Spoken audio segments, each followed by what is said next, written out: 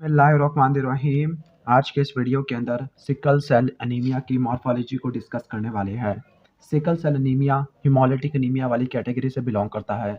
मैंने आपको कहा था कि जो हिमोलिटिक एनीमिया होता है उसको दो में डिवाइड करते हैं, एक्स्ट्रावास्कुलर हिमोलिसिस और इंट्रावास्कुलर हिमोलिसिस। एक्स्ट्रावास्कुलर हिमोलिसिस के अंदर सिकल सेल एनीमिया, हेरेडिटरी सेफिरोसाइटोसिस और हीमोग्लोबिन सी आता है। बाकी जो है वो इंट्रावास्कुलर कैटेगरी से बिलोंग करते हैं और कुछ ऐसे हैं जिसमें एक्स्ट्रावास्कुलर और इंट्रावास्कुलर हिमोलिसिस दोनों होती है। तो जो सिकल सेल डिजीज़ है ये एक्स्ट्रावास्कुलर वाली कैटेगरी से बिलोंग करता है। ओके, तो स्टार्ट करते हैं सिकल सेल एनीमिया को।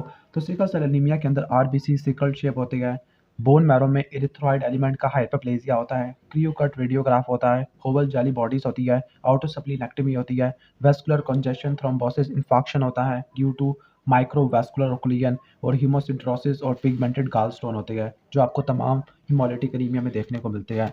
ओके, अब सिकल सेल एनीमिया के अंदर आपको ये सब चीज़ें क्यों देखने को मिलती है, ये मॉर्फोलॉजी ही क्यों होती है, तो इसके लिए आपको सिकल सेल एनीमिया डिटेल से पढ़ना पड़ेगा।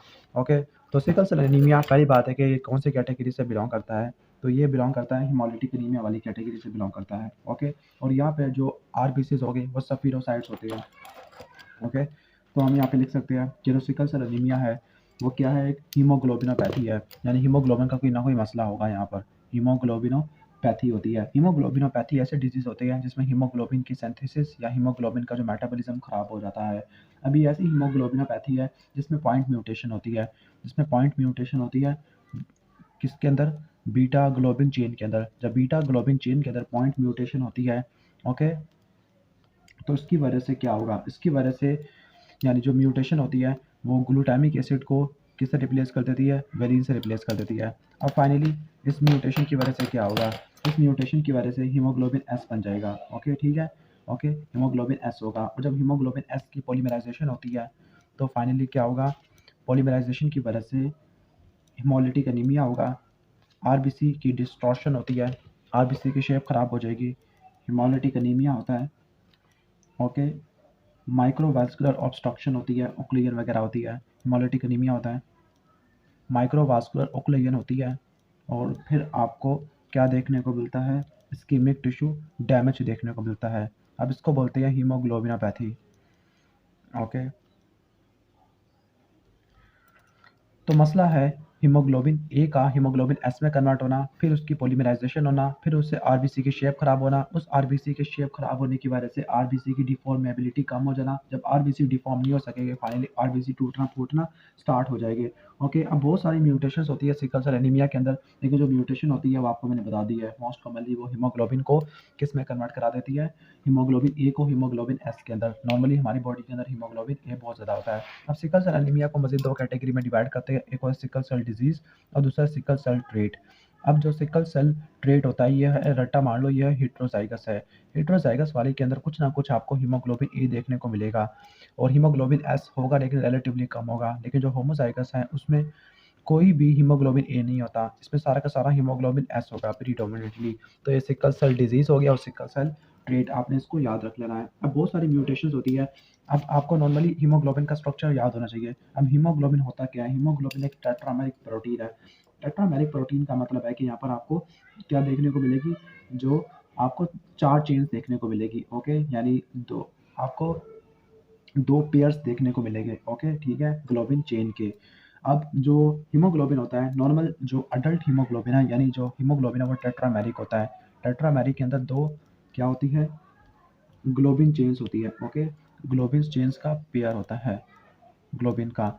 अब यहाँ पर जो नॉर्मली जो अडल्ट हीमोग्लोबिन होता है वो किस कैटेगरी से बिलोंग करता है, जो अडल्ट हीमोग्लोबिन होता है वो होता है हीमोग्लोबिन ए। ओके, ठीक है, और हीमोग्लोबिन ए के साथ कुछ और ट्रेसेस भी होते हैं, यानी नॉर्मल अडल्ट के अंदर आपको जो मेजर हीमोग्लोबिन देखने को मिलता है वो हीमोग्लोबिन ए होता है या ए1 भी कह सकते हैं उसको। और उसके अंदर जो चेन्स होती है वो कौन कौन सी होती है, एच बी ए टू और कुछ हद तक आपको एच बी एफ भी देखने को मिलता है। अब एच बी ए के अंदर अल्फ़ा टू होती है और बीटा टू होती है, बीटा ग्लोबिन चेन होती है। और जो एच बी ए टू है उसमें अल्फ़ा और डेल्टा चेन्स होती है, जबकि फीटल के अंदर क्या होता है, अल्फ़ा टू और गैमा टू होती है। ओके, अब मैंने बताया था कि जो सिकल सेल एनीमिया है उसमें ग्लूटामिक एसिड किससे रिप्लेस हो जाएगा, वैलिन से रिप्लेस हो जाएगा, और जो वैलिन से रिप्लेस हो जाएगा तो नया बनेगा हीमोग्लोबिन एस, और जो हीमोग्लोबिन एस है वही सारा काम करना शुरू कर देता है। ओके, और आपको ये भी बताया था कि जो सिकल सेल एनीमिया है दो मैनिफेस्टेशन होती है, होमोजाइगस में सिकल सेल डिजीज और हेटेरोजाइगस के अंदर सिकल सेल ट्रेट होता है। ओके, अब जो सिकल सेल ट्रेट होता है इस कंडीशन के अंदर होगा क्या, इस कंडीशन के अंदर जो ये वाले इंडिविजुअल होते हैं उसमें हीमोग्लोबिन एस होगा, लेकिन क्या होगा, हीमोग्लोबिन ए भी साथ मौजूद होगा। ओके, ठीक हो गया। जबकि होमोजाइगस वाला होगा, होमोजाइगस वाले के अंदर सारा का सारा हीमोग्लोबिन एस होगा, लेकिन जो हेटेरोजाइगस के अंदर सारा का सारा हीमोग्लोबिन ये नहीं होगा। ओके, अब चूंकि अब सिकल सेल ट्रेट है इसमें हीमोग्लोबिन एस है, सारा नहीं है, कुछ ना कुछ है। अब वो आरबीसी जिसके अंदर हीमोग्लोबिन एस है उसने बहुत जल्दी टूट जाना है। ओके, ठीक हो गया। जब वो बहुत जल्दी टूट जाएगा तो उसका मतलब है कि जो फैल्सीपैरम मलेरिया वाला है, ओके, वो इसके अंदर रिसाइड नहीं कर सकता, अपनी पॉपुलेशन को बढ़ा नहीं सकता। डेट इज़ वाई के जो ट्रेट वाले होते हैं वो प्रोटेक्टिव होते हैं अगेंस्ट द फैल्सीपैला मलेरिया। तो क्वेश्चन ये आता है कि क्या सिकल सेल डिजीज वाले भी प्रोटेक्टिव होते हैं against the falciparum malaria? Yes, they are protective, लेकिन इनके अपने ही दूसरी कॉम्प्लिकेशन होती है सिकल सेल डिजीज की वजह से, लाइक हीमोग्लोबिन एस है उसकी वजह से वैस्कुलर ऑक्लूजन और हिमोलिटिक एनीमिया इतना ज़्यादा सीवियर होता है कि वो उन कॉम्प्लिकेशन से बाहर ही नहीं आ पाते कि अपने फ़ायदे को भी देख सके। लेकिन यहाँ पर हीमोग्लोबिन ए मौजूद होता है, लेकिन हीमोग्लोबिन एस भी कुछ ना कुछ मौजूद होता है, तो उसकी वजह से आपको प्रोटेक्शन देखने को मिलती है फ्रॉम द, ओके, फैल्सीपैला मलेरिया। अब वो बता रही है इसका दो मैकेनिज्म है कि फैल्सीपैला मलेरिया से जो प्रोटेक्शन होती है वो दो मैकेनिज्म के जरिए होती है। अब जो पैरासाइट होता है उसने चूंकि क्या रहना है, आरबीसी के अंदर रहना है, ऑक्सीजन को खाना है, तो वहाँ पर इंट्रासेलुलर पीएच क्या हो जाएगी, कम हो जाएगी। जब पीएच कम हो जाएगी, ऑक्सीजन को खाना शुरू कर दिया, मेटाबोलाइट्स प्रोड्यूस करना शुरू कर दिया, तो पीएच कम हो जाएगी, तो पीएच की वजह से सिकलिंग होती है। ओके, सिकलिंग प्रमोट होती है। ठीक हो गया। अब जो सिकलिंग प्रमोट होगी तो उसकी वजह से क्या होगा, सिकलिंग प्रमोट होने की वजह से वो आरबीसी के बर्स्ट होने के चांसेस या रप्चर होने के चांसेस रिलेटिवली ज़्यादा होते हैं। ओके, ठीक हो गया। तो ये आपने इसको नोट कर लेना है कि पहला मैकेनिज्म तो ये हो जाएगा। ओके, एक तो मैकेनिज्म ये हो जाएगा। इसके बाद है कि नंबर 2 है कि जो सिकलिंग होती है, सिकलिंग एक और काम भी करती है। सिकलिंग ये करती है कि मेम्ब्रेन नॉब्स की फॉर्मेशन को कम कर देती है। जब मेम्ब्रेन नॉब्स की फॉर्मेशन कम हो जाएगी तो उसकी वजह से क्या होगा कि मेम्ब्रेन नॉब्स करते क्या थे, ये मेम्ब्रेन नॉब्स करते ये थे कि जो इन्फेक्टेड आरबीसी है उसको एंडोथेलियम के साथ जोड़ते थे, लेकिन जब एंडोथेलियम के साथ जोड़ेगा नहीं तो फिर सेरिब्रल मलेरिया होने के चांसेस रिलेटिवली कम होते हैं। ओके, ठीक हो गया। तो यहाँ पर डिक्रीज सेरिब्रल मलेरिया। तो इन दो मैकेनिज्म की वजह से क्या होता है, ये प्रोटेक्शन होती है। ओके, कुछ और कंडीशंस भी होती है जो कि प्रोटेक्टिव होती है अगेंस्ट द प्लाज्मोडियम फैल्सीपैला मलेरिया। तो वो कौन सी होती है, एक तो सिकल सेल ट्रेट हो गया, इसके अलावा ग्लूकोज 6 फास्फेट डिहाइड्रोजिनेज और थैलासीमिया वाला, उनकी भी ट्रेट होती है। तो वो भी क्या होता है कि उनमें आरबीसी की क्लियरेंस ज़्यादा होती है और इन्फेक्टेड सेल की जो एडहेरेंस है वो कम हो जाती है। डैट इज़ वाई कि उनके अंदर ऑक्सीडेंट स्ट्रेस की वजह से जो मलेरिया वाला पैरासाइट है वो ग्रो नहीं कर पाता। ठीक हो गया। तो एक तो प्लाज्मोडियम फैल्सीपैरम के खिलाफ जो प्रोटेक्शन है वो थैलासीमिया की वजह से होती है, सिकल सेल की वजह से होती है, और लास्ट में आप नोट कर सकते हो glucose 6 phosphate dehydrogenase deficiency. Glucose 6 phosphate dehydrogenase deficiency के अंदर ऑक्सीडेंट स्ट्रेस कुछ ज़्यादा ही होता है। ओके, तो ये तो था सिकल सेल एनीमिया का बेसिक इंट्रोडक्शन। अब इसके बाद आपको दिखा देता हूँ कि इसकी पैथोजेनेसिस क्या होती है। पैथोजेनेसिस को देख लेते हैं। अब जो पैथोजेनेसिस होती है यानी जो मेजर पैथोलॉजिकल मैनिफेस्टेशन क्या होती है सिकल सेल के अंदर, कि आपको क्रॉनिक हीमोलिसिस देखने को मिलती है सिकल सेल एनीमिया के अंदर। इसके अलावा माइक्रोवास्कुलर ऑक्लूजन होती है, माइक्रोवास्कुलर ऑक्लूजन है, और तीसरा होता है टिश्यू डैमेज है, वो भी इस्कीमिक टिश्यू डैमेज आप वगैरह कह सकते हो, या सिंपल टिश्यू डैमेज वगैरह लिख सकते हैं हम। तो इस्कीमिक टिश्यू डैमेज है। तो इस्कीमिक टिश्यू डैमेज ये सारी की सारी होती है एच मालिक्यूल से, वो भी एच मालिक्यूल हीमोग्लोबिन एस के पॉलीमराइजेशन की वजह से, जब वो डीऑक्सीजनेटेड फॉर्म में होती है। इनिशियली ये जो प्रोसेस होता है ये आरबीसी के साइटोसोल को एक विस्कस जेल में कन्वर्ट कर देता है, लेकिन फिर भी क्या होगा, जब डीऑक्सीजनेशन कंटिन्यू होती है तो हीमोग्लोबिन वाले एस वाले मालिक्यूल सिकल शेप फाइबर बनाना शुरू कर देंगे, जिसकी वजह से डिस्टॉर्टेड या होलो लीफ लाइक शेप होती है। ओके, ठीक है। तो हम यहाँ पे लिख सकते हैं कि क्या होगा, इनिशियल डीऑक्सीजनेशन पे क्या होगा, इनिशियल डीऑक्सीजनेशन पे जो होते हैं, ओके, यानी जो हीमोग्लोबिन एस है या हीमोग्लोबिन की जो पॉलीमराइजेशन होती है, ओके, हीमोग्लोबिन एस की पॉलीमराइजेशन होती है, वो आरबीसी को इनिशियली तो कन्वर्ट कर देती है किस फॉर्म के अंदर, तो जो आरबीसी होती है, जो आरबीसी का जो साइटोसोल होता है, जो साइटोसोल है वो फ्रीली फ्लोइंग लिक्विड से कन्वर्ट हो जाता है। जो पहले फ्लो कर रहा था अच्छे से, तो वो कन्वर्ट हो जाता है विस्कस जेल के अंदर। अब विस्कस जेल में कन्वर्ट हो जाएगा। फिर इसके बाद क्या होगा, इसके बाद कंटिन्यूड डीऑक्सीजनेशन है, यानी डीऑक्सीजनेशन ख़त्म नहीं हुई है, चलती रही है। कंटिन्यूड डीऑक्सीजनेशन की वजह से जो हीमोग्लोबिन एस के मालिक्यूल है वो अब मज़ीद असेंबल होना शुरू हो जाएंगे। जब हीमोग्लोबिन एस के मालिक्यूल असेंबल हो जाएंगे तो वो कुछ आरबीसी के अंदर नीडल लाइक फाइबर बनाना शुरू कर देंगे। अब जो नीडल लाइक फाइबर्स होते हैं आरबीसी के अंदर, तो वो आरबीसी की शेप को बिगाड़ना शुरू कर देंगे। जो आरबीसी है वो डिस्टॉर्टेड सिकल, जिसको उर्दू में हम दरांती कहते हैं, सिकल, या आप इसको कह सकते हैं हॉलो लीफ शेप बन जाएगा। ओके, ये आरबीसी बन जाएगा। अब बहुत सारे फैक्टर्स होते हैं जो सिकलिंग को अफेक्ट करते हैं। तो ये तो एंटायर प्रोसेस है सिकलिंग का। ओके, ठीक हो गया। तो ये क्या है, एंटायर प्रोसेस ऑफ सिकलिंग है। हम यहाँ पे लिख सकते हैं प्रोसेस ऑफ सिकलिंग है। अब बहुत सारे फैक्टर्स होते हैं जो कि सिकलिंग के रेट को, डिग्री को मॉनिटर करते हैं। तो वो कौन कौन से फैक्टर्स होते हैं जो सिकलिंग को मॉनिटर करते हैं या डिटरमिन करते हैं। तो सिकलिंग को देखने के लिए पहले हम देख लेते हैं 4 फैक्टर्स। ओके, नंबर 1 है interaction of haemoglobin S interaction with other H B type, यानी जो दूसरी हीमोग्लोबिन की टाइप्स हैं उनका इसके साथ क्या इंटरेक्शन है। इसके बाद मीन कार्पस्कुलर या मीन सेल हीमोग्लोबिन कंसेंट्रेशन। तीसरा जो फैक्टर जो कि सिकलिंग को अफेक्ट करेगा वो है इंट्रासेलुलर पीएच। ओके, और चौथा चीज़ देखेंगे हम ट्रांजिट टाइम, कितना टाइम लगता है उनको ट्रांसफ़र होने में, transit time through the microvascular bed. अब हीमोग्लोबिन एस का इंटरेक्शन दूसरी हीमोग्लोबिन टाइप से, इसका क्या मतलब है। अब आपको बताया था कि होमोजाइगस हो सकता है, हेटेरोजाइगस हो सकता है। होमोजाइगस के अंदर सिर्फ और सिर्फ हीमोग्लोबिन एस मौजूद होगा, हीमोग्लोबिन ए, हीमोग्लोबिन ए2 ये चीज़ें कम होती है या नहीं होती। बल्कि हेटेरोजाइगोट के अंदर, सिकल सेल के अंदर क्या होता है, हेटेरोजाइगोट के अंदर क्या होता है, सपोज जो पेशेंट था वो हेटेरोजाइगोट था। अब हेटेरोजाइगोट के अंदर क्या होता है, 40% क्या होता है, एच होता है।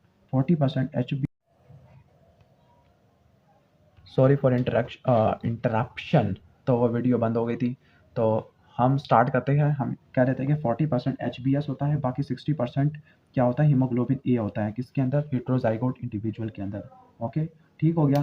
तो अब होगा क्या इसके अंदर, अब इसके अंदर ये होगा कि जो हीमोग्लोबिन ए है ये इंटरफेयर करता है हीमोग्लोबिन पॉलीमराइजेशन की वजह से। ओके, यानी जो आरबीसी होती है हेटेरोजाइगोट इंडिविजुअल में, उनमें सिकल उसी वक्त होगा जब प्रोलोंग सीवियर हाइपोक्सिया होगा। यानी ये वाला जो हीमोग्लोबिन ए है ये इनहिबिट करेगा एच की पॉलीमराइजेशन को।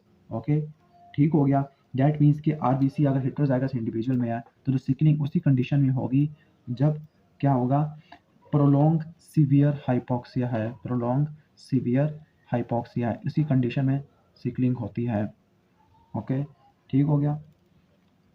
अब इन्फेंट में देख लेते हैं। इन्फेंट है जिसमें सिकल सेल डिजीज़ है। अब वो उस वक्त तक सिम्टोमेटिक नहीं होते जब तक 5 to 6 मंथ पे नहीं होते। ये तो हमने देखा था हेटेरोजाइगोट। अब हम देख लेते हैं होमोजाइगोट।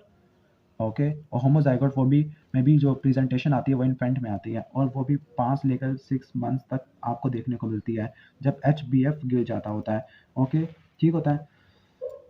अब ने करना क्या होता है, अब ने नॉर्मली इसने हीमोग्लोबिन सी एस की क्या करना था, पॉलीमराइजेशन को ब्लॉक कर देना है। लेकिन कभी कभार ऐसा होता है कि कुछ इंडिविजुअल ऐसे हैं होमोजाइगोट वाले जिनमें की जो एक्सप्रेशन है वो हाई होती है, इंक्रीज एक्सप्रेशन। इस इंक्रीज एक्सप्रेशन को हम कहते हैं hereditary persistence of foetal haemoglobin. इसकी वजह से क्या होता है, हेरिडिटरी परसिस्टेंस ऑफ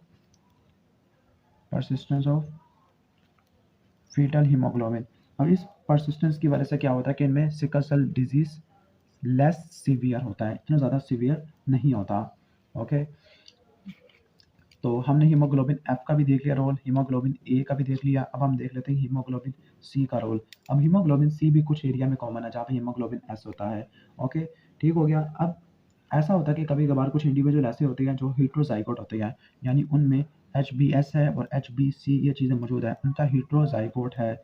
ओके, तो इन सेल के अंदर क्या होगा, इन सेल के अंदर क्या होगा कि HbS की परसेंटेज क्या होती है, 50% होती है। यानी इन सेल के अंदर क्या होगा, HbS 50% होता है, HbAS 40% होता है, ठीक है, ओके।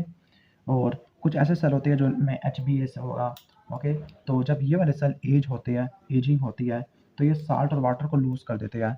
जब ये साल्ट और वाटर को लूज़ कर देते हैं, साल्ट एंड वाटर को लूज़ कर देते हैं, तो इसकी वजह से क्या होगा, डिहाइड्रेशन हो जाती है, ओके, डिहाइड्रेशन हो जाती है।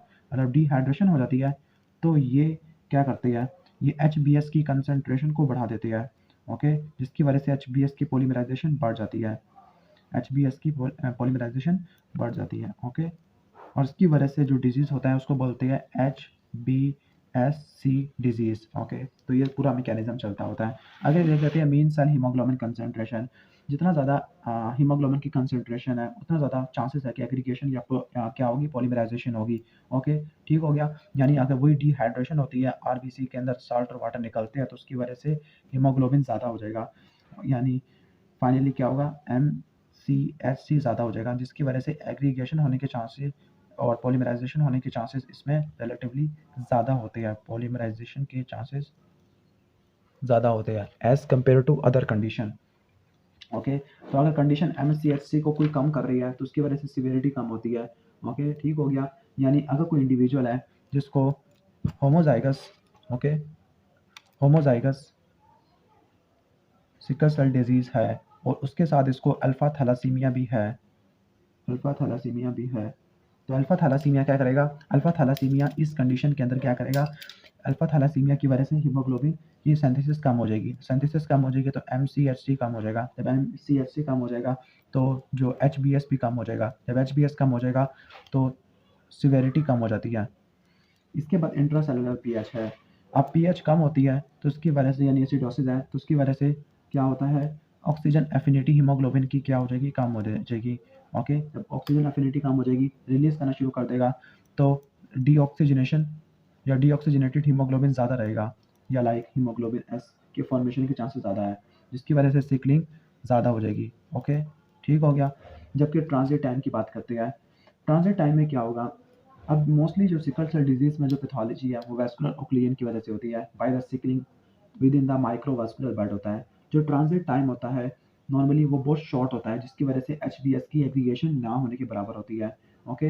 दैट इज़ वाई कि जो सिकलिंग होती है उन कंडीशन में देखने को मिलेगी, उन माइक्रोवास्कुलर बेड में देखने को मिलेगी जहाँ पर ट्रांजिट टाइम रिलेटिवली क्या होगा, कम होगा, ओके, शॉर्ट होगा, स्लो, असल में ज़्यादा लिखना चाहिए था मुझे, यानी slow transit time, okay, slow transit time है, तो ये होगा, ओके, ठीक हो गया। तो जो ब्लड फ्लो होता है नॉर्मली स्लगिश कहाँ पे होता है, ब्लड फ्लो स्लगिश होता है किसके अंदर, दो ऑर्गन के अंदर होता है, एक है स्प्लीन और दूसरा होता है बोन मैरो। इनके अंदर ब्लड फ्लो बहुत ज़्यादा स्लगिश होता है, डैट इज़ वाई कि जो इसके अलावा तीसरी चीज़ भी है, जो इन्फ्लेम्ड होते हैं वहाँ पे भी स्लगिश होता है ब्लड फ्लो, ओके। तो इन तीन जगह के ऊपर चांसेस रिलेटिवली ज़्यादा होते हैं, बिकॉज यहाँ पर इन्फ्लेमेशन वाले में क्यों होता है, क्योंकि ल्यूकोसाइट एडहियन हो चुकी होती है to the activated endothelial cell है, फ्लूइड निकल रहा है, तो वहाँ पे भी सिकलिंग होने के चांसेस काफ़ी ज़्यादा होते हैं। तो ये कुछ फैक्टर्स थे जो उसको अफेक्ट करते थे, ओके, ठीक हो गया।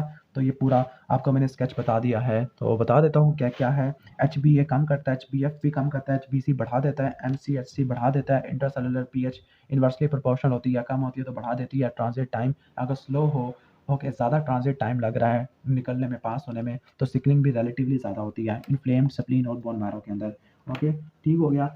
अब जो सिकलिंग होती है उसने आरबीसी का नुकसान पहुंचाना है बहुत सारे मैकेनिज्म के ज़रिए, ओके। तो अब मैं मैकेनिज्म बताने वाला हूँ, उसको नेक्स्ट पेज पे हम देख लेते हैं, ओके, ठीक है। तो अब यहाँ पर असल क्या स्टार्ट हो रही है, पैथोजेनेसिस स्टार्ट हो रही है। वैसे पीछे भी पैथोजेनेसिस था, लेकिन अब असल में पैथोफिजियोलॉजी स्टार्ट हो रही है। अब जो सिकलिंग है वो बहुत सारे मैकेनिज्म के ज़रिए काम करती है, आरबीसी को उसने नुकसान पहुंचाना है, ओके। मैंने आपको बताया था कि सिकल सेल एनीमिया के अंदर क्या होगा, माइक्रोवास्कुलर ऑक्लूजन होती है, ओके, ठीक है, और आरबीसी डैमेज होगा। तो यहाँ पे हम सिकलिंग लिख देते हैं, ओके। इसके बाद हम लिख लेते हैं आरबीसी डैमेज है, आरबीसी डैमेज है, और इसके बाद हम लिख लेते हैं यहाँ पर माइक्रोवास्कुलर ऑक्लूजन है, माइक्रोवास्कुलर ऑक्लूजन है। अब पहला है आरबीसी डैमेज है। अब आरबीसी डैमेज के बहुत सारे मैकेनिज्म्स होते हैं। नंबर वन मैकेनिज्म हम देख लेते हैं कि अगर HbS की जो पॉलीमराइजेशन है वो ग्रो करती है, पॉलीमर ग्रो करती है, तो वो हर्निएट कर जाएगी मेम्ब्रेन स्केलेटन से बाहर निकलना शुरू हो जाएगा। ओके, ठीक हो गया। तो ये हर्निएट करना शुरू कर देंगे, लिपिड लेयर से भी निकलना शुरू हो जाएंगे, जिसकी वजह से मेम्ब्रेन स्ट्रक्चर क्या हो जाएगा, खराब हो जाएगा, मेम्ब्रेन की स्टेबिलिटी खराब हो जाएगी, डिक्रीज मेम्ब्रेन स्ट्रक्चर या स्टेबिलिटी। फाइनली उसकी वजह से क्या होगा, कैल्शियम का इन्फ्लक्स काफ़ी ज़्यादा होगा, इंक्रीज कैल्शियम इन्फ्लक्स। अब जितना ज़्यादा कैल्शियम का इन्फ्लक्स होगा उसकी वजह से, सॉरी ये फोकस नहीं हो रहा, सॉरी, हाँ, कैल्शियम इन्फ्लक्स होगा तो उसकी वजह से आपको पता है कि कैल्शियम मोबिलिटी वगैरह के लिए आ जाता है, तो ये क्रॉस लिंकिंग करवा देगा। जितना ज़्यादा कैल्शियम आएगा उतना ज़्यादा क्रॉस लिंकिंग होगी, किसकी, मेम्ब्रेन प्रोटीन्स की क्रॉस लिंकिंग होगी, और जितनी ज़्यादा मेम्ब्रेन प्रोटीन की क्रॉस लिंकिंग होगी, ओके, ठीक हो गया, उतना ज़्यादा सेल का स्ट्रक्चर खराब होना शुरू हो जाएगा। कैल्शियम के ज़्यादा होने की वजह से क्या होगा, सोडियम पोटेशियम एटीपीएस पंप भी एक्टिवेट हो जाएगा। सॉरी, ये असल में वो पंप नहीं है, एक आयन चैनल एक्टिवेट होगा, जिसकी वजह से इफ्लक्स होगा किसका, दो चीज़ों का, पोटेशियम का और वाटर का। फाइनली इसकी वजह से क्या होगा, आरबीसी डिहाइड्रेटेड हो गया इस कंडीशन की वजह से। ओके, बाकी आरबीसी रिजिड हो गया और आरबीसी क्या हो गया, डेंस हो गया। तो डिहाइड्रेटेड लिख देते हैं हम, पानी निकल गया है, रिजिड हो गया और इसके अलावा डेंस हो गया आरबीसी। ओके, ठीक हो गया। अब जो आरबीसी है, फाइनली आरबीसी नॉन डिफॉर्मेबल मास के अंदर कन्वर्ट हो गया है, जो कि डिफॉर्म नहीं हो सकता, अपने शेप को चेंज नहीं कर सकता। जब अपनी शेप को चेंज नहीं कर सकता तो फिर वो आगे स्प्लीनिक साइनोसॉइड्स में आसानी से पास नहीं कर सकता। तो आरबीसी इसमें नॉन डिफॉर्मेबल इरिवर्सिबल इसमें कन्वर्ट हो जाते हैं। ओके, सिकल्ड वाले में कन्वर्ट हो जाते हैं। इसके अलावा इन मैकेनिज्म से आरबीसी फ्रेजाइल भी हो जाती है। फाइनली क्या होगा, RBC non deformable reversible sickled है तो एक्स्ट्रा वास्कुलर हिमोलिसिस हो जाएगा, जिसकी वजह से आपको पता है कि बिलिरुबिन प्रोड्यूस होना शुरू हो जाता है, कोलेस्ट्रॉल नहीं, बिलिरुबिन पिगमेंटेड गॉलस्टोन्स वगैरह प्रोड्यूस होते हैं। अब इसके बाद है माइक्रोवास्कुलर ओक्लूजन। ओके, तो माइक्रोवास्कुलर ओक्लूजन के बारे में बातें करते हैं। वीडियो की लेंथ थोड़ी सी ज़्यादा हो रही है तो कोशिश करते हैं जल्दी जल्दी इसको फिनिश करने की कोशिश करते हैं। जो माइक्रोवास्कुलर ओक्लूजन है वो number of irreversible sickle cell से नहीं होती, बल्कि वो आरबीसी डैमेज की वजह से और लोकल फैक्टर की वजह से होती है। फॉर एग्जांपल इन्फ्लेमेशन या वेजो कंस्ट्रक्शन, जिसकी वजह से आरबीसी की मूवमेंट स्लो हो गई है। ओके, ठीक हो गया। अब एक बात याद रखनी है कि जो सिकल सेल होते हैं उनके ऊपर एडहेरेंट मॉलिक्यूल रिलेटिवली ज़्यादा होते हैं। ओके, सपोज आरबीसी किसी ऐसी ब्लड वेसल से गुजर रहे थे जो कि इन्फ्लेम थी, इन्फ्लेमेटरी रिएक्शन थे वहाँ पर। ओके, ठीक है। और इसके अलावा जो सिकल सेल होते हैं, आपको बताया था कि सिकल सेल्स क्या होते हैं, ये स्टिकी होते हैं बहुत ज़्यादा। ओके, ठीक हो गया। इसके अलावा सिकल सेल क्या होते हैं, स्टिकी के साथ ये और क्या प्रॉपर्टी रखते हैं अपने साथ, ये कि ये, अच्छा बता रहा था कि स्टिकी क्यों होता है, क्योंकि एडहेरेंट मॉलिक्यूल रिलेटिवली ज़्यादा होते हैं, ठीक है, तो उसकी वजह से ये स्टिकी होते हैं। जो इन्फ्लेमेटरी रिएक्शंस हैं, लाइक इन्फ्लेमेटरी रिएक्शन है तो वहाँ पे क्या प्रोड्यूस होती है, मीडिएटर प्रोड्यूस होते हैं। जो इन्फ्लेमेटरी रिएक्शन से जो मीडिएटर्स प्रोड्यूस होती है, अब उन मीडिएटर ने क्या करना है, एडहेरेंट मॉलिक्यूल को एक्सप्रेशन बढ़ा देनी है, increase adherent molecule expression on endothelial cell. अब आरबीसी के ऊपर भी एंडोथेलियल सेल है और वो एडहेरेंट मॉलिक्यूल है और एंडोथेलियल सेल्स के ऊपर भी है, तो ये क्या होना शुरू हो जाएंगे, चिपकना शुरू हो जाएंगे। ओके, ठीक हो गया। तो जिसकी वजह से आरबीसी का ट्रांजिट टाइम बहुत ज़्यादा कम हो जाएगा। ठीक हो गया। फाइनली क्या होगा कि वो आरबीसी है वो चिपकना शुरू हो जाएंगे। ओके, ठीक हो गया, वाल के साथ, यानी जो आरबीसी है वो स्टैग्नेंट होना शुरू हो जाएगी, पहले सुस्त हो जाएंगे, स्टैग्नेंट हो जाते हैं और फाइनली वो चिपकना शुरू हो जाती है वेसल की वाल के अंदर। ओके, ठीक है, जिसकी वजह से सिकलिंग वेस्कुलर ऑब्स्ट्रक्शन होती है, वेस्कुलर ऑब्स्ट्रक्शन होती है और ये विशियस साइकिल वापस चलता रहता है। ओके, कि पहले सिकलिंग हुई है, फिर उसकी वजह से ऑब्स्ट्रक्शन हुई है, ऑब्स्ट्रक्शन की वजह से हाइपोक्सिया हुआ है, हाइपोक्सिया की वजह से मजीद सिकलिंग हुई है, तो ये विशियस साइकिल चलता रहता है। इसके अलावा वेस्कुलर ऑक्लूजन के अंदर एक और मॉलिक्यूल भी है जिसकी डेफिशिएंसी होगी, वो है नाइट्रिक ऑक्साइड। ओके, अब जो फ्री हीमोग्लोबिन लाइस्ड आरबीसी से प्रोड्यूस होता है, ओके, ठीक है, तो वो असल में क्या होता है, यहाँ पर एक्स्ट्रा वास्कुलर हिमोलिसिस से हीमोग्लोबिन प्रोड्यूस होता है, वो एनओ पे जाके बाइंड करता है, जिसकी वजह से एनओ कम होना शुरू हो जाएगा, इनएक्टिवेट होना शुरू हो जाएगा। जो एनओ है ये वेसोडायलेटर था और प्लेटलेट एग्रीगेशन कराता था, जिसकी वजह से फाइनली क्या होगा, ओके, तो एनओ के ना होने की वजह से वास्कुलर टोन बढ़ जाएगी, वेसो कंस्ट्रक्शन होती है, मजीद वेसो कंस्ट्रक्शन होती है।